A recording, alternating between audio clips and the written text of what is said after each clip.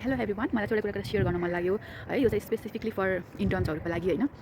म त के भन्न चाहन्छु भने टु अल द इन्टर्न्स है, एउटा कुरा यस्तो छ नि इन्टर्नसिपमा जुन चाहिँ तिमीले जुन रमाइलो पनि छ र सिक्न पनि एकदमै इम्पोर्टेन्ट छ। र त्यो भनेको चाहिँ के रहेछ भन्दाखेरि काउन्सिलिङ है।